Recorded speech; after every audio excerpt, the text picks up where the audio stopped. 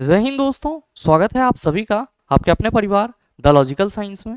मैं हूं आलोक सिंह आतिश और आज के इस वीडियो सेशन में हम लोग डिस्कस करने वाले हैं आगामी एएलपी एग्जाम के लिए हम लोग का सटीक रणनीति क्या हो, ताकि ये वैकेंसी जब भी आए तो वहां पे हम लोग अपना एक सीट फाइनल कर पाए।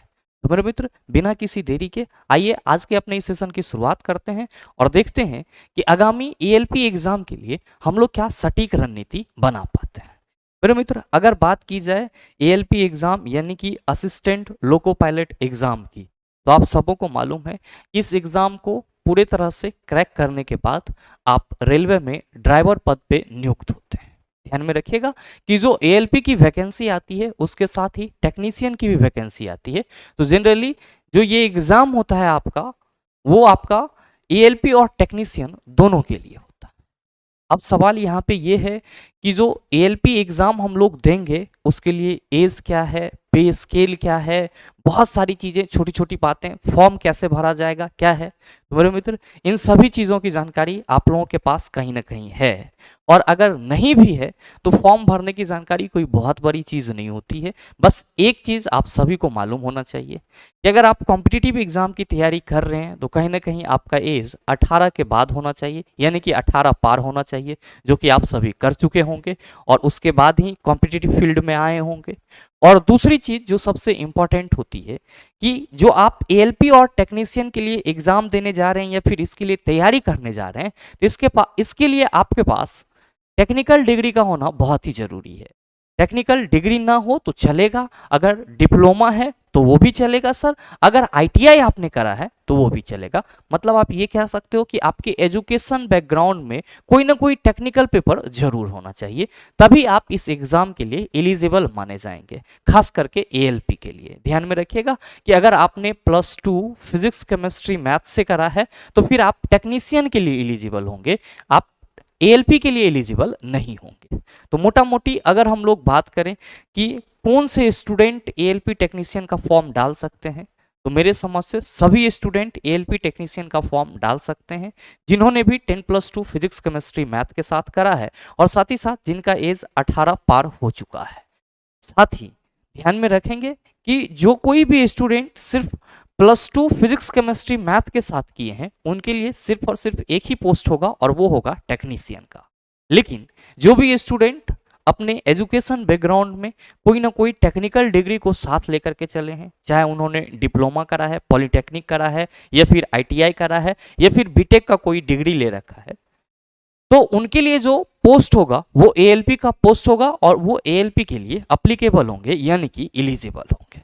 तो मोटा मोटी आप ये कह सकते हैं कि ड्राइवर बनने के लिए आपके पास जो एज का बैकग्राउंड है वो 18 पार होना चाहिए, और एजुकेशन बैकग्राउंड में आपके सर्टिफिकेट में कहीं ना कहीं टेक्निकल डिग्री, डिप्लोमा, ये दोनों में से कोई भी चीज़ आपके पास जरूर होना चाहिए, या फिर आईटीआई, ये तीनों में से कोई भी चीज़ जरूर होना चाहिए, तभी आप एएलपी के लिए क्या होंगे, अप्लीकेबल माने जाएंगे।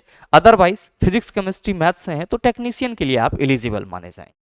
सवाल ये है कि गुरुजी इसका जो फॉर्म भरने का प्रोसेस होता है वो क्या होता है, तो अभी तो वैकेंसी आई नहीं है, वैकेंसी एक्सपेक्टेड है, संभावित है कि हो सकता है कि ये वैकेंसी आपको जल्दी देखने को मिले, तो फॉर्म भरने की बात तो उस समय कर ली जाएगी। मेनली जो आपको समझना है एएलपी और टेक्नीशियन के एग्जाम को करेक्ट करने के लिए, वो है इसके रिक्रूटमेंट प्रोसेस को समझना। पहले से आपको ये माइंड मेकअप करना होगा, पहले से आपको मेंटली प्रिपेयर रहना होगा कि हाँ हमको इस बार एग्जाम देना है और इसको हमको फोड़ के रखना है, तभी जाके हो पाएगा, अदरवाइज नहीं हो पाएगा। रीजन है इसके पीछे, क्योंकि सिर्फ सोचने से आपको मंजिल नहीं मिलेगी। अगर आपको मंजिल लेना है, मंजिल तक पहुंचना है, तो आपको चलना भी पड़ेगा। और पिछले ग्रुप डी एग्जाम में आपने इस चीज को बखूबी आजमाया है। जो भी बच्चे ग्रुप डी एग्जाम को बहुत हल्के में ले रहे थे तो वो अभी भी हल्का हो रहे हैं, लेकिन जिन्होंने सीरियसली लिया है एग्जाम वो आज भी अच्छे कंडीशन में हैं और कहीं ना कहीं आसान्वित हैं। तो मैं आपको यहाँ पे डराना नहीं चाहूंगा, बस मैं आपको यही कहना चाहूंगा कि अगर आप भी भविष्य में एएलपी और टेक्नीशियन का फॉर्म डालने की सोच रहे हैं, आपके पास आईटीआई है या फिर कोई डिप्लोमा है या फिर आपने किसी अलग स्ट्रीम से बीटेक कर रखा है, तो आपके पास एक सटीक रणनीति इस एग्जाम में बैठने का जरूर होना चाहिए और प्री प्लान जरूर होना चाहिए। ऐसा नहीं कि वैकेंसी आएगी तब हम लोग सोचेंगे कि अपन को करना क्या है, किस हिसाब से पढ़ना है, कैसे क्या करना है। अगर आप ऐसे करेंगे तो फिर कहीं ना कहीं बीतते हुए समय के साथ जो प्रेशर होता है ना वो आप पे आते चला जाएगा, और फिर आप आज का काम कल करेंगे, कल का काम परसों, और परसों का काम आप तरसों करेंगे, और ये सिलसिला लगातार चलती रहेगी। बीच में बहुत सारी समारोह आएगी, आप उसको अटेंड करेंगे, बहुत सारी चीजें आपके जीवन में घटेगी, आप उसमें भी शामिल होंगे। लेकिन जो सबसे अहम चीज होगा कि आपने जो कभी सोचा था कहीं पे भी बैठ के कि हमको इस बार एएलपी क्रैक करना था, हमको इस बार एएलपी में सेलेक्ट होना था, वो नहीं हो पाएगा। काहे नहीं हो पाएगा? तो क्योंकि मेंटली आप इस चीज के लिए अभी से प्रिपेयर नहीं है कि हमको ये एग्जाम देना है। आपके माइंड में चल रहा है कि एग्जाम की जब तक नोटिफिकेशन नहीं आ जाएगी तब तक हम लोग हिलने डुलने वाले नहीं है। खैर, हिलने डुलने वाले नहीं है तो इसमें नुकसान आपका है, दूसरे का नहीं है। एक सफल और आप कह सकते हो कि समग्र स्टूडेंट होने का तात्पर्य यही होता है कि जिंदगी में आपको कितना भी परिस्थिति काहे ना देखने को मिल जाए, लेकिन आपका जो गोल है, जो लक्ष्य है, उस पे या उसके अनुसार उस तक पहुंचने के लिए जो भी रास्ताएं हो सकती है उसको प्रॉपर रूप से तैयार करते रहना। ये होती है एक समग्र स्टूडेंट और आप कह सकते हो कि सीरियस स्टूडेंट का तरीका किसी भी एग्जाम को फोड़ने का। बहरहाल बात करेंगे हम लोग यहाँ पे एएलपी एग्जाम के लिए जो रिक्रूटमेंट प्रोसेस है, इसमें कितने स्टेज के एग्जाम होते हैं और क्या क्या आपको चाहिए, कौन कौन से हथियार आपको मजबूत करना होगा उसकी। तो मेरे मित्र, आप सभी यहाँ पे थोड़ा सा ध्यान देंगे कि जो एएलपी का आपका रिक्रूटमेंट प्रोसेस है उसमें आपको 4 स्टेजेस अमूमन देखने को मिलेंगे। जो आपका चौथा स्टेज होगा वो आपके लिए बहुत खुशी वाला स्टेज होगा, क्योंकि उस वक्त आप डॉक्यूमेंट वेरिफिकेशन के लिए एलिजिबल हो जाएंगे। लेकिन उससे पीछे के 3 स्टेज के पीछे आपको कहीं ना कहीं संपूर्ण चीज लगाना होगा, आपको अपना संपूर्ण देना होगा, और भाई मेरे तभी जाकर के आप डॉक्यूमेंट वेरिफिकेशन वाले खुशी में शामिल हो पाएंगे। ये बात हमेशा ध्यान में रखिएगा कि जो एएलपी का रिक्रूटमेंट प्रोसेस है उसमें आपको 4 स्टेजेस हैं। पहला स्टेजेस है आपका सीबीटी 1 एग्जाम, जिसको हम लोग कंप्यूटर बेस्ड टेस्ट 1 कह सकते हैं, या एक तरह से आप इसको पीटी भी कह सकते हैं, प्रीलिमिनरी टेस्ट भी कह सकते हैं। दूसरा आपका सीबीटी 2 होगा, जहां पे आपको 2 पेपर का एग्जाम देना है, पार्ट ए और पार्ट बी का। और फिर जब आप सीबीटी 1 और सीबीटी 2 दोनों क्रैक कर लेंगे और एएलपी के लिए आपने फॉर्म डाल रखा है, तो फिर आपको एक अलग टेस्ट देना होगा जिसको सीबेट यानी कि कंप्यूटर बेस्ड एप्टीट्यूड टेस्ट बोला जाता है, और साधारण भाषा में इसी को साइको बोला जाता है। ये जो साइको है ये आपके कौन से पोस्ट के लिए होगा? तो एएलपी के लिए होगा, यानी कि लोको पायलट के लिए होगा। और इस तीनों स्टेजेस को पार करने के बाद आप कहां पहुंचेंगे? तो सर डीबी के पास पहुंचेंगे, यानी कि डॉक्यूमेंट वेरिफिकेशन के पास पहुंचेंगे। डॉक्यूमेंट वेरिफिकेशन होगा, मेडिकल के कुछ नॉर्म्स हैं वो होगा, और फिर आपको ज्वाइनिंग लेटर हाथ में थमा दिया जाएगा, और फिर आप रेलवे के हैवी ड्राइवर बन जाएंगे, या फिर आप कह सकते हैं कि आप हैवी से भी हैवी ड्राइवर बन जाएंगे, जहां पे आपको रोड पे गाड़ी नहीं दौड़ानी है, आपको या तो ट्रैक पे गाड़ी दौड़ानी है या फिर पानी के ऊपर, यानी कि जो पुल वगैरह बना हुआ रहता है तो उस पे आपको गाड़ी दौड़ानी रहती है। तो इसके लिए आपको कहीं ना कहीं एक अच्छी रणनीति और एक सटीक रणनीति की जरूरत है सर, और कहीं ना कहीं आपको शांत रहने की भी जरूरत है, क्योंकि परिस्थितियां हमेशा इंसान को विचलित करने के लिए आती है। और हमेशा ध्यान में रखिएगा कि परिस्थिति से अगर आप नहीं झुके तो सर यहां तक, यानी कि रेलवे का ड्राइवर बनने से आपको कोई नहीं रोक सकता है।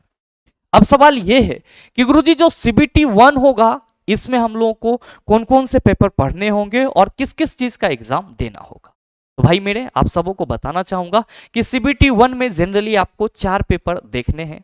पेपर आपका पहला मैथ्स है, दूसरा आपका रीजनिंग है, तीसरा आपका जनरल अवेयरनेस है, चौथा आपका करंट अफेयर्स, वो भी आपका एक जनरल अवेयरनेस का ही हिस्सा है। जनरली सिलेबस में आपको general awareness on current affair लिखा हुआ रहता है, जिसको हम लोग जीए कहते हैं। तो जीए करके आपको ये चीज सिलेबस में देखने को मिल जाता है। आप फ्रेशर हैं या आप लंबे समय से तैयारी कर रहे हैं, यहाँ पे इसका कोई मतलब नहीं निकलता है। आपको यहां पे शुरुआत शून्य से करना होगा और चेला जी शिखर तक पहुंचना होगा। ये बात याद रखिएगा कि आपको यहां पे शुरुआत शून्य से करना होगा और शिखर तक पहुंचना होगा, तभी आप इस डीवी के दौर में शामिल हो पाएंगे। तो अगर आप फ्रेशर भी हैं तो आपको यहां पे मलाल नहीं होना चाहिए, बस आपका विजन क्लियर होना चाहिए कि अपन को लाइफ में करना क्या है। नहीं, अगर आपको विजन क्लियर नहीं है कि हमको ये एग्जाम में भी बैठना है, किसी और एग्जाम में भी बैठना है, किसी और एग्जाम में भी बैठना है, फलाने के शादी में शामिल हो जाना है, ढिकाने के शादी में चला जाना है, फलनी छोड़ के चली गई, चलनी छोड़ के चली गई, तो मेरे मित्र ऐसे में जॉब नहीं होती है, सरकारी नौकरी नहीं होती है। और याद रखिएगा कि सरकारी नौकरी बहुत ज्यादा मायने नहीं रखता है। ये चीजें तब तक आपको समझ में नहीं आएगी जब तक आप पढ़ाई के पीरियड में, लेकिन जैसे ही आप पढ़ाई पीरियड से सिर्फ एक स्टेप बाहर आएंगे, आपको पता चल जाएगा कि गवर्नमेंट जॉब क्या होता है, प्राइवेट जॉब क्या होती है, सेल्फ एम्प्लॉयमेंट क्या होता है, सारी चीजें आपको पता चल जाएगी। तो इसीलिए अगर आप फ्रेशर हैं तो बिल्कुल मन को शांत कीजिए, आपके पास टेक्निकल डिग्री है तो बिल्कुल मन को शांत कर लीजिए सर। और अगर आप फ्रेशर नहीं भी हैं तो भी यहां पे आपको शांत होने की जरूरत है। और एक बार शुरुआत कहां से करने की जरूरत है सर, तो सर शून्य से शिखर तक की शुरुआत करने की जरूरत है। अगर आप लंबे समय से तैयारी कर रहे हैं तो नो डाउट आपके पास कहीं ना कहीं इन सभी पेपर का एक अच्छा नॉलेज होगा। लंबे समय से तैयारी नहीं कर रहे हैं तो जाहिर सी बात है कि इन सभी चीजों से आप अनजान होंगे। मैं दोनों स्टूडेंट को साथ लेकर के चलूंगा, फ्रेशर हो या फिर आप लंबे समय से तैयारी कर रहे हैं, दोनों के लिए। सबसे पहला सवाल यह है कि यहां पे जो आपको मैथ के 20 क्वेश्चन पूछे जाएंगे, रीजनिंग के 25 क्वेश्चन पूछे जाएंगे, जनरल साइंस के 20 क्वेश्चन और करंट अफेयर के 10 क्वेश्चन, यानी कि टोटल आपका ये 75 क्वेश्चन का एग्जाम होगा, जहां पे आपको 60 मिनट टाइम दिया जाएगा। इसके लिए आपको करना क्या होगा, क्योंकि सबसे इंपॉर्टेंट है सर सीबीटी 1, क्योंकि जब तक आप इसको क्वालिफाई नहीं करेंगे तब तक आपको सीबीटी 2 में आने नहीं दिया जाएगा। तो आपका दरवाजा तो सर यहीं से खुलेगा और इसके लिए आपको सर मेहनत करना होगा। मेरे मित्र, यहां पे जो मैंने आपको बोला शून्य से शिखर वाली तैयारी चाहिए, वो इसलिए बोला क्योंकि जब एएलपी का नोटिफिकेशन आएगा उस वक्त से अगर आप प्रिपरेशन करने की सोचेंगे तो हो सकता है कि आपके पास टाइम कम हो, लेकिन अभी आपके पास क्या है, तो सर टाइम भरपूर है, क्योंकि कोई नोटिफिकेशन नहीं मिला है, हमारा एम है और हमको इसके लिए काम करना है, तो आपके ऊपर कोई प्रेशर भी नहीं है। पहले आपको क्या करना चाहिए, पहले आपको मैथ्स, रीजनिंग, जनरल साइंस और करंट अफेयर्स के जो क्वेश्चन 2018 में पूछे गए हैं सीबीटी 1 में, उसको एक बार पढ़ना चाहिए। मतलब कुल मिला के आप ये कह सकते हो कि जब आप सीबीटी 1 का रणनीति तैयार करेंगे या जब आप इस वीडियो के साथ सीबीटी 1 के बारे में सोच रहे होंगे, तो मेरा यह मानना है कि पहले आपको 2018 में जो आपका एएलपी का एग्जाम हुआ है, उसके जो सीबीटी 1 के एग्जाम हुए हैं, उसके पीवाईक्यू को देखना चाहिए। मैथ्स, रीजनिंग, जनरल साइंस और करंट अफेयर्स, यानी कि जो पूरे आपका 75 क्वेश्चन का एएलपी सीबीटी 1 वाला प्रीवियस पेपर है, पहले आपको उसको पढ़ना चाहिए। इससे कोई मतलब नहीं है कि सर आप फ्रेशर हैं कि लंबे समय से तैयारी कर रहे हैं। मैं बार बार इस बात को रिपीट कर रहा हूं। तो सर जो फ्रेशर हैं उनके लिए तो मस्ट है ही है कि 2018 के प्रीवियस ईयर क्वेश्चन को आप देखें, साथ ही जो लंबे समय से तैयारी कर रहे हैं उनके लिए भी मस्ट है कि 2018 के प्रीवियस ईयर क्वेश्चन को वो देखें। अब आप कहेंगे कि गुरुजी यहां पे हम सीबीटी 1 के लिए 2018 के पेपर को जो देखेंगे तो इससे हमको फायदा क्या होगा? मेरे मित्र, बहुत ज्यादा फायदा होगा। कल तक आप जिस परीक्षा से अनजान थे, जब आप पीवाईक्यू पढ़ेंगे तो उस परीक्षा के क्वेश्चन को देख पाएंगे, उसके क्वेश्चन को, पैटर्न को देख पाएंगे, और मिनिमम आपको कम से कम 10 सेट तो यहां पे जरूर देखना चाहिए, यानी कि 10 प्रीवियस क्वेश्चन पेपर तो जरूर देखना चाहिए। मैं सॉल्व करने के लिए नहीं बोल रहा हूं सर, ये मत बोलना कि आप सर प्रीवियस ईयर क्वेश्चन बनाने के लिए बोल रहे हैं, ऐसा कतई नहीं बोल रहा हूं। मैं आपको देखने के लिए बोल रहा हूं, ताकि जो आपका ये माइंड है ये इस चीज को ऑब्जर्व कर पाए कि जो आपके पिछले 2018 एग्जाम में क्वेश्चन पूछे गए हैं उसका लेवल क्या रहा है, क्वेश्चन किस हिसाब से पूछा जा रहा है, क्वेश्चन किस टॉपिक से ज्यादा आ रहे हैं, क्वेश्चन किस टॉपिक से कम आ रहे हैं। तो यहां पे आपको पीवाईक्यू करने से जो एग्जाम है उसका नेचर पता चल जाएगा। और ध्यान में रखिएगा कि सिलेबस जितना बार वैकेंसी निकलेगा सेम ही रहेगा, बस क्वेश्चन के फॉर्मेट को चेंज किया जाएगा, सिलेबस में कोई परिवर्तन नहीं देखने को मिलेगा। फॉर्मेट इस बार थोड़ा अलग पूछा है तो अगले बार थोड़ा अलग तरीके से पूछ सकता है, बस यही चेंजिंग आपको देखने को मिलेगी। और याद रखेंगे कि रेलवे अब हमेशा प्रैक्टिकल करने से चूकता नहीं है। तो अब ये पहले वाला रेलवे नहीं रहा कि सर आप प्रीवियस ईयर क्वेश्चन पढ़ लेते थे और आप एग्जाम निकाल लेते थे, क्योंकि अब यहाँ पे लिबिर लिबिर करने से काम नहीं चलेगा। यहाँ पे आपको कठोर बनना होगा, मजबूत बनना होगा। रेलवे जिस तरह से पिछले एग्जाम में क्वेश्चन पूछ रही है उसके हिसाब से आपको अपने माइंड के घोड़ा को दौड़ाना होगा और तब जाकर के एग्जाम में बैठना होगा। तो मैं यहाँ पे ये प्रीवियस ईयर क्वेश्चन करने के लिए सिर्फ और सिर्फ देखने के लिए ये कह रहा हूं कि इससे आपको ये पता चल जाएगा कि क्वेश्चन का नेचर कैसा है, क्वेश्चन किस तरीके से आपसे पूछा जा रहा है, और साथ में जो सबसे अहम चीज आपको पता चलेगा कि जो क्वेश्चन का लैंग्वेज है उसको आप अडॉप्ट कर पा रहे हो या नहीं कर पा रहे हो। आप कहोगे कि चलो सर ये पीवाईक्यू का 10 सेट हम जरूर देख लेंगे। और मेरे मित्र, जब ये पीवाईक्यू का 10 सेट आप देख लेंगे तो यकीन मानिए कि आपके अंदर इतना तो कॉन्फिडेंस जरूर आ जाएगा कि आपको पढ़ना क्या है। और जब तक आप नहीं देखेंगे तो आप हवा में उड़ते रहेंगे कि हम तो मैथ को ऐसे कर देंगे, रीजनिंग को वैसे कर देंगे, लेकिन जब एग्जाम आएगा तो पता चला सर कुछ नहीं हो पाया। तो वहां पे पछताने से अच्छा है यहां पे करके पछता लिया जाए सर, यहां पे एक बार करके सर इसको देख लिया जाए। तो पीवाईक्यू का 10 सेट क्वेश्चन के नेचर को समझने के लिए और आपके पढ़ाई की रणनीति को आगे बढ़ाने के लिए बहुत ही जरूरी है। सवाल यह है कि गुरुजी मैथ्स कैसे करें या मैथ्स का क्या रोल रहेगा। तो मेरे मित्र हमेशा ध्यान में रखिएगा कि कॉम्पिटिटिव एग्जाम कोई भी हो जिसमें भी मैथ के क्वेश्चन पूछे जाते हैं, वो मैथ आपका जो सब्जेक्ट होता है वो स्कोरिंग सब्जेक्ट होता है। क्यों होता है? क्योंकि यहां पे आपको सॉल्व करने होते हैं। यहां पे आपको क्या करने होते हैं? सॉल्व करने होते हैं। और अगर आप सॉल्व करने में पारंगत हैं तो आप मैथ में 20 में से 20 ला सकते हैं। और साथ ही अगर हम बात करें रीजनिंग की तो यहां पे आपको 25 क्वेश्चन देखने को मिलेंगे। तो कहीं ना कहीं अगर आप रीजनिंग को शुरुआती दौर से अपने साथ लेके चलते हैं, रीजनिंग के इंपॉर्टेंस को आप समझ रहे होते हैं, तो कहीं ना कहीं रीजनिंग के 25 क्वेश्चन में से आप 20 क्वेश्चन तो यहां से भी कर सकते हैं। और जनरल साइंस तो सर सदाबहार है, बगैर इसके एएलपी और टेक्नीशियन का तो आप सोचेंगे भी नहीं। और साथ ही ये करंट अफेयर 10 क्वेश्चन, तो ये तो आपको जिस समय नोटिफिकेशन आएगा उससे एक साल पीछे से आपको सारे करंट अफेयर्स को देखते चले जाना है जब तक एग्जाम ना हो तब तक।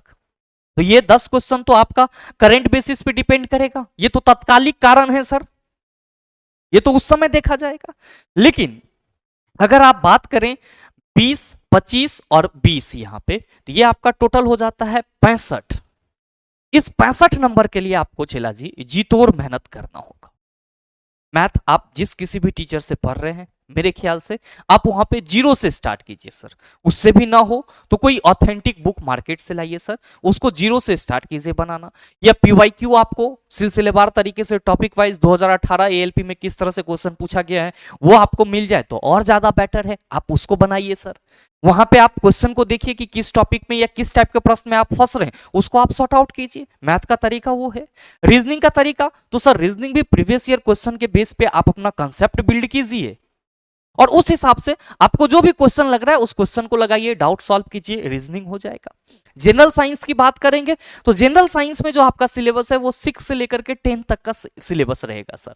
फिजिक्स, केमिस्ट्री और बायो, लाइफ साइंस मतलब बायो हो जाता है। और वहां पे लिखा हुआ रहता है कि अंडर क्लास 10th, मतलब साफ है कि मैथ्स में अमूमन आपको 15 से 18 चैप्टर पढ़ने होंगे। रीजनिंग में आपको भी यहां पे भी 15 से 18 मान के चलो चैप्टर पढ़ने होंगे। लेकिन जनरल साइंस की बात करोगे तो यहां पे आपको 3 सब्जेक्ट पढ़ने होंगे, फिजिक्स, केमिस्ट्री और बायो। बायो का वेटेज थोड़ा कम रहता है, फिजिक्स केमिस्ट्री पे ज्यादा जोर दिया जाता है, तो ये चीज आप ध्यान में रखेंगे। और मैं आप सबों को ये सलाह देना चाहूंगा, जितने भी बच्चे एएलपी या टेक्नीशियन के लिए अपने आप को तैयार करना चाहते हैं तो कम से कम आप एनसीईआरटी साइंस जो है 9th और 10th यानी कि क्लास 9th और क्लास 10th का जरूर पढ़ लीजिएगा, ये आपके लिए बहुत ही ज्यादा फायदेमंद होगा। और साथ ही करंट अफेयर्स तो आपका तत्कालिक होगा, तो सर वो उसको उस वक्त देखा जाएगा। तो अगर आप शुरू से मैथ, रीजनिंग और जनरल साइंस इस तीनों को एक साथ लेके चलते हैं, और अभी से मेरे मित्र अगर आप 1 घंटा की भी पढ़ाई जारी रखते हैं इसके लिए, अभी से आप 1-1 घंटा भी प्रॉपर इस तीनों सब्जेक्ट को देते हैं एएलपी सोच करके, तो आपका 24 घंटा में से मात्र 3 घंटा जाएगा, लेकिन ये 3 घंटा आपके भविष्य को इस तरह से 30 मार्क हाँ बनाएगा कि सर आपको उस वक्त समझ में आएगा कि आपने जो 6 महीना पहले तैयारी करना स्टार्ट करा था उसका फायदा आपको कहां दिख रहा है। ध्यान देंगे कि जब आप सीबीटी 1 पास कर लेंगे तब आपको कहां पे आना होगा, सीबीटी 2 में आना होगा, जहां पे आपको 2 पेपर का एग्जाम देना है, पहला पार्ट ए और दूसरा आपका पार्ट बी। ध्यान से समझिएगा कि पार्ट ए जो है उसमें आपको टोटल 100 क्वेश्चन देखने को मिलेंगे।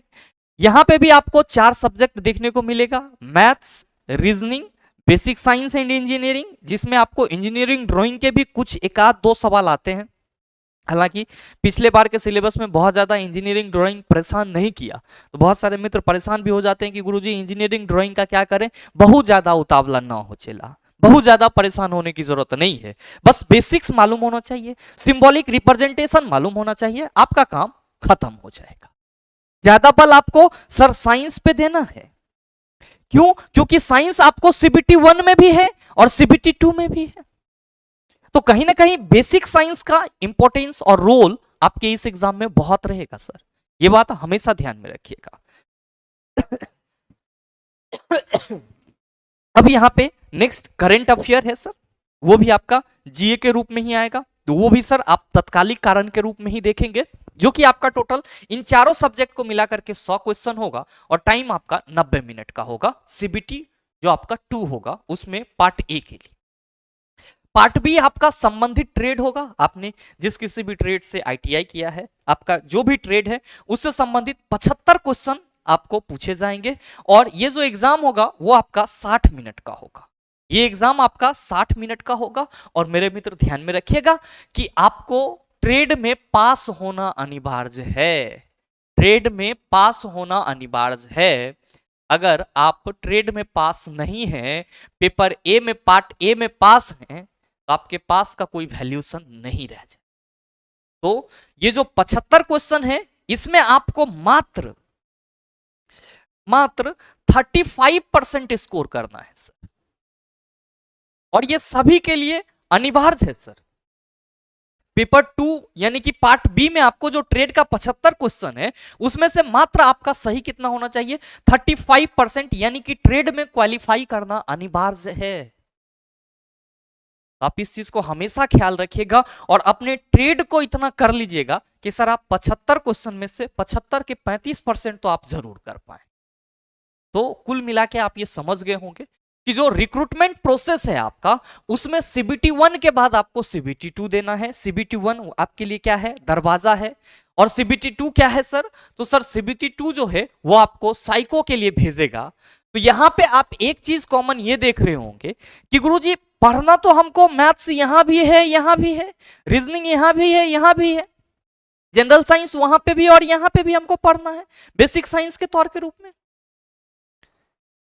सिर्फ यहां पे हमको एक छोटा सा ये चीज नया मिल रहा है, इंजीनियरिंग ड्राइंग, तो बहुत ही बेसिक सा चीज है, उसको भी आप पूरा कर लेंगे, क्योंकि इसमें बहुत ज्यादा आपको कहने के लिए तो बहुत सारे लोग आपको भरमाएंगे कि इसमें बहुत सारे क्वेश्चन पूछे जाते हैं, ऐसे क्वेश्चन पूछे जाते हैं, वैसे क्वेश्चन पूछे जाते हैं, लेकिन 2018 के जब आप सीबीटी 2 को उठा करके देखेंगे उसके प्रीवियस पेपर को, तो इंजीनियरिंग ड्राइंग कोई खासा परेशान नहीं किया है। सिंबॉलिक रिप्रेजेंटेशन 1-2 पूछे गए थे, साथ में कुछ प्रोजेक्शन और प्रोजेक्टाइल वगैरह के क्वेश्चन थे, जिसको अगर आप बेसिक रूप से भी जानते हैं तो कर सकते हैं। और कहीं ना कहीं टेक्निकल ट्रेड में आप हैं तो उसके बारे में आपको कॉलेज में कुछ ना कुछ जानकारी मिली होगी, अगर नहीं मिली है तो कोई बात नहीं है, घबराने की जरूरत नहीं है सर, यहां से सारा चीज कंप्लीट हो जाएगा। तो एक चीज मैं आपको यह कहना चाहूंगा कि मैथ, रीजनिंग और जनरल साइंस, इसका प्रिपरेशन आप अभी से शुरू कर दो सर। आप 1-1 घंटा ही पढ़ो, लेकिन अभी से आप पढ़ना स्टार्ट कर दो, यह आपके लिए बहुत ही इंपॉर्टेंट है, क्योंकि सेम पेपर आपको सीबीटी 1 में भी है और सेम चीज आपको सीबीटी 2 में, और आपका फोकस हमेशा इस बात पे होना चाहिए कि कंसेप्ट को इतना पैना क्या दिया जाए कंसेप्ट में इतनी धार ले आया जाए कि क्वेश्चन का लेवल कुछ भी हो, क्वेश्चन आपसे बाहर ना जाए। तो सटीक रणनीति की अगर हम बात करें तो पहले यही है कि पहले आपको सीबीटी 1 के लिए प्रिपेयर होना है, माइंड में रखना है कि हमको सीबीटी 2 भी देना है। तो आप जो पढ़ाई करेंगे मैथ, रीजनिंग, जनरल साइंस और करंट अफेयर्स की, वो ये सोच करके कि हमको सीबीटी 2 में भी बैठना है और सेम सब्जेक्ट आपका सीबीटी 2 में भी है। क्या होगा, एक दो क्वेश्चन या जो क्वेश्चन का लेवल होगा थोड़ा सा टफ होगा, मॉडरेट होगा, इस हिसाब से होगा। तो आपके पास भाई बात समय भी तो है पढ़ने का। ऐसा तो नहीं है कि यह 15 दिन के बाद एग्जाम है या 2 महीना के बाद एग्जाम है। तो अगर आप अभी से लेकर के पहले आपको सीबीटी 1 पे काम करना है, पीवाईक्यू देखिए सर, उसके पैटर्न के हिसाब से आप मैथ्स में कहां वीक हैं, रीजनिंग में कहां वीक हैं, साइंस में कहां वीक हैं, वहां देखिए सर। और उसके बाद आप अपना तैयारी जो है उसको स्टार्ट कर दीजिए। इससे फायदा बहुत ज्यादा आपको होने वाला है, दुनिया में और किसी को फायदा नहीं होने वाला है, ये चीज ध्यान में रखिएगा। तो मैथ, रीजनिंग और बेसिक साइंस अगर आपको एएलपी निकालना है तो इस तीनों पे आपका पकड़ होना जरूरी है। और आप जीरो से हीरो बनने के लिए सर चाहते हैं तो अभी से तैयारी स्टार्ट कर सकते हैं। आप कहेंगे चलो ये तो ठीक है सर, मैथ इंग्लिश कह रहे हैं, मैथ, रीजनिंग और जो हमारा जनरल साइंस है इसको तो हम देख लेंगे, लेकिन ये जो ट्रेड वाला आपका लोचा है, ये ट्रेड वाला कैसे होगा? तो मेरे मित्र, बहुत सारे मित्र या आप कह सकते हो कि बहुत सारे लोग ट्रेड पढ़ा रहे होते हैं। ट्रेड में आपको बहुत ज्यादा आडंबर नहीं करना होता है।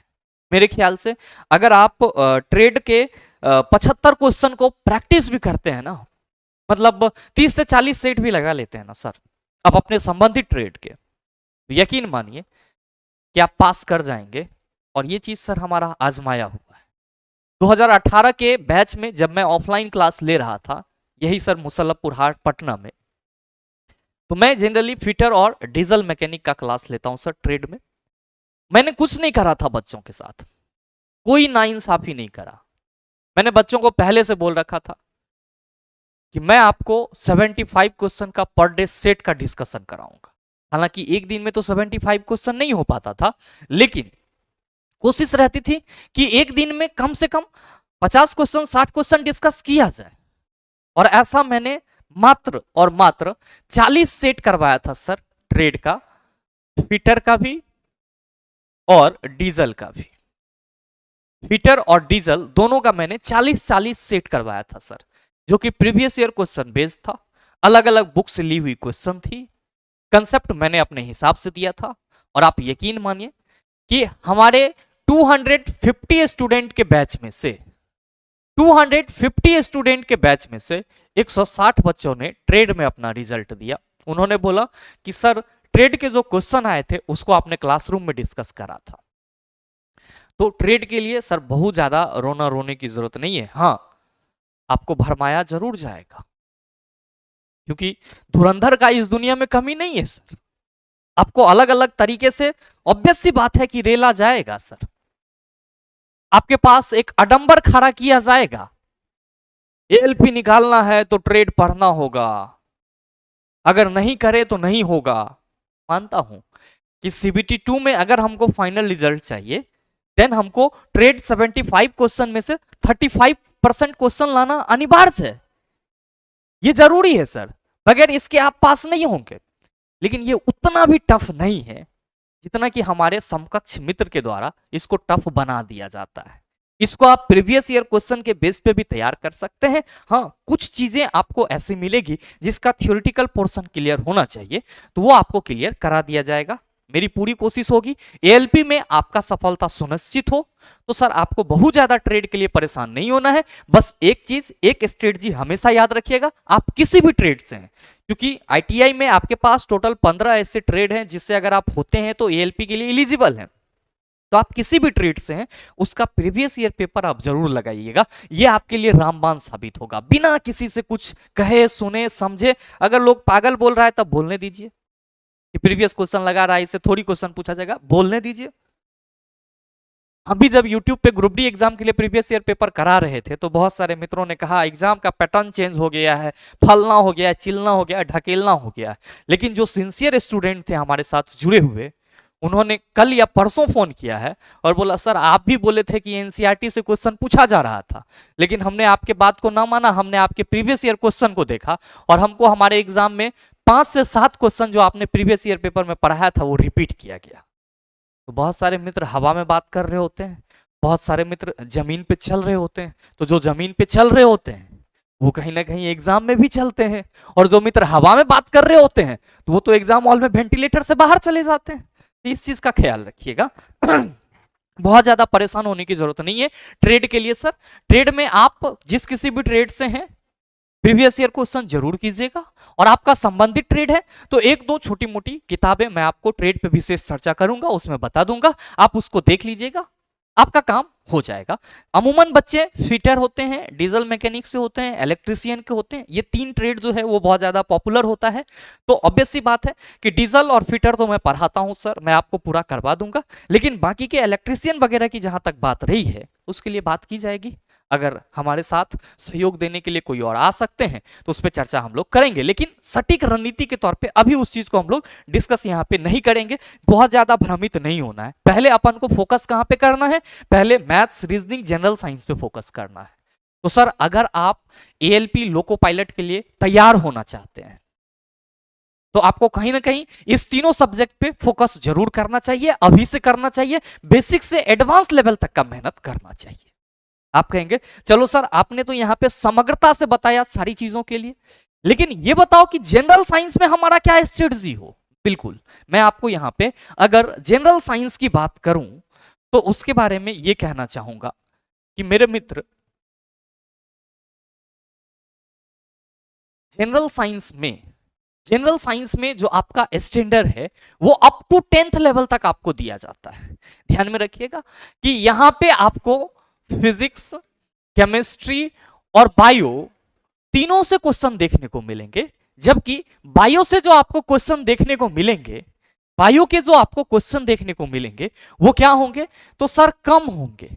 मेनली आपको फोकस कहां पे करना होगा, तो सर मेन फोकस जो है आपको वो फिजिक्स और केमिस्ट्री पे करना होगा। मेन फोकस कहां पे करना होगा, तो फिजिक्स और केमिस्ट्री पे करना होगा, बायो में आपको फोकस कम करना होगा। अब ध्यान दीजिएगा कि ऐसा नहीं है कि बायो से क्वेश्चन नहीं पूछे जाते हैं, बायो से भी क्वेश्चन पूछे जाते हैं, बेसिक लेवल के क्वेश्चन होते हैं, डीप नहीं होते हैं, लेकिन ये अभी तक का पैटर्न रहा है। अगर आगे डीप पूछ लिया तो क्या करेंगे। तो सर इसलिए मैंने आपको बताया कि अगर आप एएलपी की तैयारी कर रहे हैं तो आपके पास भरपूर समय है चेला जी, अभी कोई नोटिफिकेशन नहीं आया है, तो कम से कम आप फिजिक्स केमिस्ट्री बायो जो है वो क्लास 9th और क्लास 10th का जरूर कर लीजिएगा। फिजिक्स केमिस्ट्री और बायो इतना से आपका काम चल जाएगा। बाकी जनरल साइंस के लिए अभी से क्या रणनीति होनी चाहिए, क्योंकि सीबीटी 1 में ही आपको 20 क्वेश्चन देखने को मिलेंगे, और क्वेश्चन जो आपके एग्जाम में आपसे पूछे जाएंगे वो आपका क्या होगा, तो थियोरिटिकल बेस्ड होगा,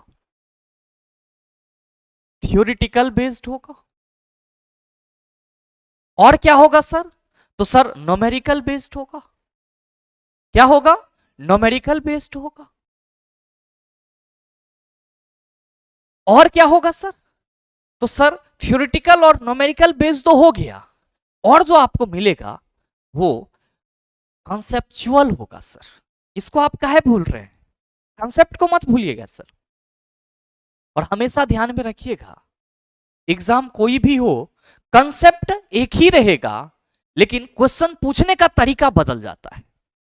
तो इसलिए मैंने बोला कि पहला तो थियोरिटिकल बेस्ड होगा, तो थ्योरी आपको करना अनिवार्य है। दूसरा न्यूमेरिकल बेस्ड क्वेश्चन, यानी कि न्यूमेरिकल क्वेश्चन आपको देखने को मिलेंगे, वो भी करना अनिवार्य है। कंसेप्ट पे आपको बहुत ज्यादा फोकस करना है, क्योंकि एक कंसेप्ट से आप 4-5 क्वेश्चन निकाल सकते हैं। तो सर जनरल साइंस के लिए फाइनल स्ट्रेटजी क्या होनी चाहिए, तो मेरे मित्र मेरा जो अपना मानना है, जो अभी तक मैंने ईएलपी का बच्चों का तैयारी करवाया है, ऑफलाइन जब क्लासेस ले रहे थे उस वक्त, और जब ऑनलाइन ले रहे हैं तो लगातार मैंने रेलवे एग्जाम के लिए ग्रुप डी का प्रिपरेशन करवाया है। तो मेरा अपना मानना यह है कि जनरल साइंस के लिए आपको पहले पीवाईक्यू पे फोकस करना चाहिए, प्रीवियस ईयर क्वेश्चन पे फोकस करना चाहिए। अब ये जो प्रीवियस ईयर क्वेश्चन है सर, ये आपको क्वेश्चन का नेचर बता के देगा, साथ में फिजिक्स केमिस्ट्री और बायोलॉजी के किस कंसेप्ट के हिसाब से क्वेश्चन पूछे जा रहे हैं वो चीज आपको पता चलेगा। क्वेश्चन मॉडरेट है, टफ है, ये चीज आपको पता चलेगा। और साथ में क्या होता चलेगा, तो सर आपका प्रैक्टिस भी होता चला जाएगा। तो पहला चीज, अगर आप जनरल साइंस को बहुत ही बेसिक लेवल से करना चाहते हैं तो एक बार आप प्रीवियस ईयर क्वेश्चन पे फोकस कर लीजिएगा। सर प्रीवियस ईयर क्वेश्चन पे फोकस करने के बाद आपको यह देखना होगा कि आप कौन कौन से चैप्टर में फंस रहे हैं। यहां पे फंसने की बात नहीं है, शॉर्ट तरीका नहीं अपनाएंगे, प्रीवियस ईयर क्वेश्चन देखेंगे, क्वेश्चन का नेचर आपके माइंड में सेट हो जाएगा। आप जितने भी फिजिक्स, केमिस्ट्री और बायो के पोर्शन हैं उन सभी को एक एक करके बेसिक रूप से पढ़ना स्टार्ट कर देंगे। और बेसिक रूप से अगर आप पढ़ते हैं सारी चीजों को अच्छे से, समग्रता से, तो सर जो आपका थियोरिटिकल वाला बात है वो पूरी तरह से क्लियर हो जाएगी। यहां में आपको कोई दिक्कत नहीं होगा। बात आएगी कि सर कंसेप्ट तो हमारा क्लियर नहीं होगा। मेरे मित्र, कंसेप्ट जो है जब आप थ्योरी पढ़ेंगे तो कंसेप्ट यहीं पे आपको बिल्ड करना होगा। अगर आप यहां पे बिल्ड नहीं करेंगे तो आपके आगे के लिए सर समझना बहुत ही मुश्किल हो जाए। तो कहीं ना कहीं जब आप थियोरिटिकल पोर्शन को कवर कर रहे होंगे साइंस के लिए तो वहां पे आपको कंसेप्ट पे विशेष बल देना है। चीजों को रटने की जरूरत नहीं है सर, बहुत जगह रटाया जाता है, लगभग जगह पे रटाया जाता है कि फलना का आंसर ए, चिलना का आंसर बी, ढकेलना का आंसर सी होगा कि ना। बिल्कुल सही है। तो रटने की जरूरत नहीं है, आपको समझने की जरूरत है। अगर इस तरह से हो सकता है तो फिर ऐसा कैसे हो सकता है, और अगर ऐसा हो सकता है तो फिर ये क्यों नहीं हो सकता है। तो ये बात जब तक आपके माइंड में नहीं आएगी तब तक आप इसको अच्छे से प्रिपेयर नहीं कर सकते। तो कहीं ना कहीं मैं ये कहूंगा कि जब PYQ आप अच्छे से देख लेंगे तो थियोरेटिकल पोर्शन पे आप जब फोकस कर रहे होंगे तो वहां पे आप अपने कंसेप्ट को बनाइएगा, ना कि रटंत विद्या को मजबूत कीजिएगा।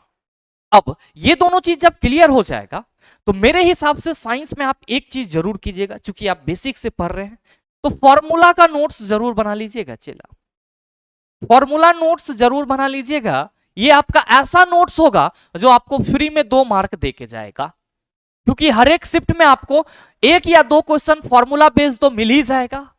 अगर 1 या 2 क्वेश्चन फॉर्मूला बेस्ड ना मिल रहा है तो ऐसा क्वेश्चन जरूर मिल जाएगा जिसमें वो फॉर्मूला लगाना था और आपको आंसर आ गया। तो अगर आप थ्योरी पढ़ रहे हैं तो ये फॉर्मूला का नोट्स जरूर प्रिपेयर कीजिएगा सर, आपके लिए बहुत ही जरूरी होगा। सवाल रही sir numerical question, numerical question कैसे सॉल्व होंगे। तो मेरे मित्र, ग्रुप डी में न्यूमेरिकल को लेकर के मैंने आपका पूरा साथ दिया था। ऐसा कतई नहीं है कि ALP में मैं आपको न्यूमेरिकल को लेकर के साथ ना दूं। न्यूमेरिकल के लिए सर यहाँ पे खड़ा है, आपका भरोसा हमारे ऊपर है, तो सर ये भरोसा नहीं टूटेगा। न्यूमेरिकल की भी सटीक प्रिपरेशन आपको यहाँ पे कराई जाएगी। ध्यान में रखिएगा कि ग्रुप डी एग्जाम में जो भी न्यूमेरिकल क्वेश्चन पूछे गए थे फॉर्मूला बेस्ड थे, आपने उसको बड़े ही सरलता से सॉल्व कर लिया। ALP एग्जाम में जो न्यूमेरिकल क्वेश्चन पूछे जाएंगे वो थोड़ा कॉन्सेप्चुअल और फॉर्मूला बेस्ड दोनों होंगे। तो यहाँ पे जब हम लोग न्यूमेरिकल क्वेश्चन को सॉल्व कर रहे होंगे तो कहीं ना कहीं उसके कंसेप्ट को भी फोकस करेंगे और साथ में हम लोग क्या करेंगे, तो सर साथ में उसके फॉर्मूला के इंप्लीमेंटेशन को भी हम लोग ध्यान में रखेंगे। तो ये चीज आप अपने माइंड में रखिएगा कि पहले जब आप थ्योरी करेंगे, कंसेप्ट पे फोकस करेंगे, से नो टू रटंत विद्या। दूसरा, न्यूमेरिकल के लिए परेशान नहीं होना है, क्वेश्चन जो पूछा जाएगा वो कंसेप्ट बेस्ड होगा और साथ में क्या होगा सर, फॉर्मूला बेस्ड होगा। तो दोनों को जब हम लोग करेंगे तो यूट्यूब के माध्यम से वो सारी चीजें क्लियर हो जाएगी। तो ये अगर आप इस तरह से रणनीति अभी से बनाते हैं और अगर आप इसमें थोड़ा सा, जैसे होता है ना कि चावल दाल सब्जी अचार पापड़ सब चीज खा रहे हो, लास्ट में 1 कटोरी दही आ जाए चीनी के साथ तो खाने का मजा कुछ और हो जाता है। तो इन सभी चीजों के करने के बाद अगर आप मात्र 20 क्वेश्चन का साइंस का प्रैक्टिस सेट अभी से लगा लेते हैं सर, मतलब थ्योरी, न्यूमेरिकल, कंसेप्चुअल पे फोकस सारी चीज करने के बाद 20 क्वेश्चन जनरल साइंस का अभी से आप प्रैक्टिस कर लेते हैं उसके चारों ऑप्शन के डिस्कशन के साथ, तो आप समझिए कि ये आपके लिए सोने पे सुहागा का काम करे। और जितना मददगार आपका ये चीज होगा उतना मददगार और कोई चीज नहीं हो। तो मेरे हिसाब से अभी आप लोगों के लिए जनरल साइंस का स्ट्रेटजी क्या होना चाहिए, तो पहले एक बार चला जी PYQ पे जाइए आप 2018 का जो PYQ है जनरल साइंस का, वहां पे जाएं, उसको देखें, उसके नेचर को परखें, किस तरह से क्वेश्चन पूछा गया है उस चीज को समझें, फिर आप बुक उल्टाएं सर, और एक एक करके आप चैप्टर वाइज थ्योरी पढ़ना स्टार्ट कर दें सर। चैप्टर वाइज थ्योरी जब आप पढ़ेंगे तो आप वहां पे एक चीज ध्यान रखेंगे कि हमको कंसेप्ट पे फोकस करना है, बस न्यूमेरिकल में फंसेंगे तो उसके लिए परेशान नहीं होना है। न्यूमेरिकल की क्लास जल्द से जल्द स्टार्ट कर दी जाएगी सर आप लोगों के लिए यूट्यूब पे, और आपका वहां से न्यूमेरिकल भी क्लियर होते चला जाएगा। और साथ ही अगर इन सभी चीज के साथ पर डे 1 घंटा साइंस को इस तरह से पढ़ रहे हैं, और कम से कम आप 15 मिनट या मान लो कि आप 12 मिनट टेस्ट दे रहे हैं कहीं पे भी, और 12 मिनट के बाद आप उस 20 क्वेश्चन का पर डे 20 क्वेश्चन आप प्रैक्टिस कर रहे हैं, तो सोचो कितना क्वेश्चन आप प्रैक्टिस कर सकते हो एग्जाम के आते आते तक। और मेरे मित्र, अगर आप लगातार 20 क्वेश्चन प्रैक्टिस करते रहे ना, तो यकीन मानिए कि जिस दिन आपका एग्जाम होगा ना, उस दिन आपके एग्जाम में जो 20 क्वेश्चन पूछा जाएगा, 7-8 क्वेश्चन तो आप जो आपने सेट प्रैक्टिस कराया है, टेस्ट लगाया, उससे आपको मिल जाएगा। तो तैयारी को एक मूर्त रूप देने का और जनरल साइंस के तैयारी में एक धार लाने का एक सबसे बढ़िया तरीका है कि सर 20 क्वेश्चन का प्रैक्टिस सेट आप पर डे अभी से स्टार्ट कर दीजिए, अगर आप एएलपी के लिए मन बना रहे हैं तो। अदरवाइज इसको आप अन्यथा भी ले सकते हैं, बहुत ज्यादा परेशान होने की जरूरत नहीं। आप कहेंगे चलो सर ये सारी चीजें तो हम समझ लिए, करने का कोशिश करेंगे, पूर्णतः नहीं कह सकते हैं कि करेंगे, लेकिन करने का कोशिश करेंगे। आप ये बताओ कि जनरल साइंस में आप क्या मेरे लिए कर दोगे? मेरे मित्र, ये जो आपका जनरल साइंस का पूरा सेक्शन है ना, आपको इसमें थोड़ा भी टेंशन नहीं लेना है, आपको इसमें थोड़ा सा भी परेशान नहीं होना है। जनरल साइंस को तो पहले जो मैंने आपको स्ट्रेटजी बताया, आप उसके हिसाब से लेकर के चलिए, क्योंकि देखिए हमेशा हर चीज के लिए दूसरे पे डिपेंड नहीं होना है, क्योंकि आप स्टूडेंट हैं तो कहीं ना कहीं आपको भी इतना तो समझ जरूर आता होगा कि क्वेश्चन कहां से पूछा जा रहा है और क्या पूछा जा रहा है। तो पहले आप शुरुआत तो कीजिए, साथ देने के लिए हम तैयार हैं। और ध्यान में रखिएगा कि बहुत सारे मित्र लगातार एएलपी स्पेशल क्लास की बात कर रहे थे, तो मेरे मित्र मैंने आप सबों के सुविधा के लिए आज इस चीज का मैं अनाउंसमेंट कर रहा हूं आप सबों के सामने कि एएलपी स्पेशल आपका जो 20 क्वेश्चन का प्रैक्टिस सेट है, एएलपी स्पेशल जो 20 क्वेश्चन का प्रैक्टिस सेट है, इसकी शुरुआत हम लोग मंडे से कर रहे हैं सर। यानी कि जो मैंने आपको बोला कि ये जो आप 20 क्वेश्चन पर डे करते हैं, ये आपके लिए रामबाण होगा। मैं इस चीज का प्रिपरेशन और इस चीज की पूरी जिम्मेदारी द लॉजिकल साइंस आप सबों के लिए यहां पे खड़ा होकर के ले रहा है सर। और ये जो आपका ALP special 20 question practice set है, ये आपको मंडे से फ्राइडे पर डे आपको क्लासेस देखने को मिल जाएगी। अभी हम लोग क्या करेंगे, तो अभी हम लोग इसमें एएलपी स्पेशल जो है प्रीवियस ईयर क्वेश्चन को कुदेरने का कोशिश करेंगे, प्रीवियस ईयर क्वेश्चन को पूरा झमाटने की कोशिश करेंगे। मतलब क्या हुआ कि उसके चारों ऑप्शन को पूरे तरह से ऑपरेशन हम लोग करने का कोशिश करेंगे, ताकि उससे जितना भी कंसेप्ट हो वो हमारे पास आ जाए।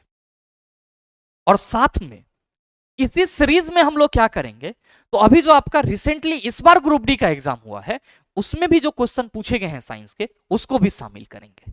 तो फायदा क्या होगा, तो सर ये फायदा जो है वो दोनों तरफ से होगा आपको। पहला तो आपको 2018 के पैटर्न के रूप में सारी चीजें मिलेगी ही मिलेगी, साथ में 2022 में जो आपका रेलवे क्वेश्चन पूछ रहा है एनसीईआरटी बेस्ड, उससे भी आप रूबरू होंगे। तो आप समझो कि आपका ये हाथ में भी लड्डू है और ये हाथ में भी लड्डू है, क्योंकि आप जिस एग्जाम के प्रिपरेशन के लिए अपना प्रिपरेशन स्टार्ट करना चाह रहे हो, उसमें आप पुराने पैटर्न को भी कवर करते चले जा रहे हो और नए पैटर्न को भी कवर करते चले जा रहे हो।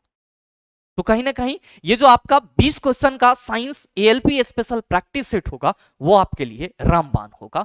और ये जो आपका एएलपी स्पेशल साइंस क्लासेज है 20 क्वेश्चन प्रैक्टिस सेट वाली, ये आपको अगले मंडे से स्टार्ट हो जाएगी। मंडे से फ्राइडे ये क्लासेज आपको देखने को मिलेगी।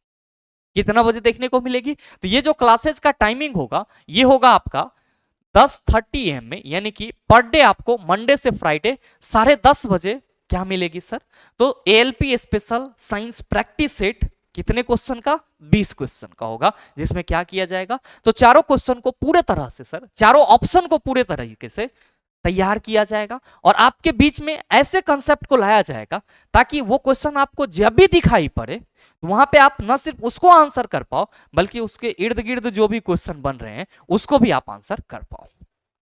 मेरे ख्याल से जो एएलपी का पूरा एक सटीक रणनीति होता है कहीं ना कहीं आप सबों के मन में आ गया होगा और कहीं ना कहीं आप सभी समझ भी गए होंगे। और साथ ही न्यूमेरिकल वाले के लिए आप लोग टेंशन नहीं लेंगे सर, ये भी हम आपको पूरा कराएंगे। बाकी जो ट्रेड का क्वेश्चन है सर, फिटर और डीजल मैकेनिक, तो सर ये ट्रेड का भी प्रैक्टिस मैं आपको यूट्यूब के माध्यम से करवाऊंगा। प्रीवियस ईयर क्वेश्चन जो भी पूछे गए उन सारे को मैं आप लोगों के साथ डिस्कस करूंगा, मेरी पूरी कोशिश रहेगी।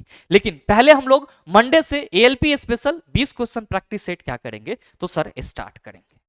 और मेरे मित्र यहां पे चाहिए होगा आप सबों का साथ, क्योंकि आप सबों को मालूम है कि कोई भी चीज अगर आप करते हैं तो कहीं ना कहीं आउटकम देखते हैं। और यहां पे मेरा आउटकम क्या है, तो मेरा आउटकम आप लोग हैं।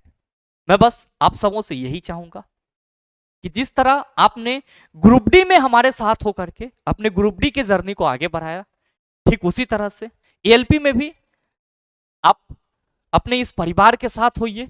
इस वीडियो को ज्यादा से ज्यादा शेयर कीजिए ताकि ज्यादा से ज्यादा बच्चों तक पहुंच पाए कि एएलपी के लिए सटीक रणनीति क्या है, साइंस कैसे पढ़ा जाए, ट्रेड क्या क्या किया जाए, ये सभी चीजें किसी भी बच्चों के पास कंफ्यूजन ना होना चाहिए। तो ये चीज तभी हो पाएगा जब आप सभी अपना पूरा समर्थन, पूरा सपोर्ट अपने इस परिवार को देंगे। क्योंकि मैं जो कुछ भी करूंगा वो सब के सब आपके लिए होगा, तो कहीं ना कहीं एक शेयर का उम्मीद आप सबों से जरूर करूंगा। और साथ ही उम्मीद करते हैं कि ये वीडियो आपको अच्छा लगा होगा। और अगर आपको वीडियो अच्छा लगा तो वीडियो को ज्यादा से ज्यादा अपने दोस्तों के साथ शेयर कीजिएगा। और साथ ही मंडे स्पेशल आपका यानी कि एएलपी स्पेशल मंडे से जो क्लासेस स्टार्ट होगी 10:30 बजे, इसको आप लेना मत भूलिएगा। जो आपका 20 क्वेश्चन का प्रैक्टिस सेट होगा इसका पीडीएफ भी आपको टेलीग्राम पे मिल जाएगा, जिसका लिंक आपको हर वीडियो के डिस्क्रिप्शन में दे दिया जाता है, या आप टेलीग्राम पे जाकर के द लॉजिकल साइंस भी सर्च कर सकते हैं। तो उम्मीद करते हैं आप सारी बातों को समझ पाए होंगे। मिलते हैं फिर अगले वीडियो सेशन में, तब तक के लिए best of luck, thank you, have a nice day.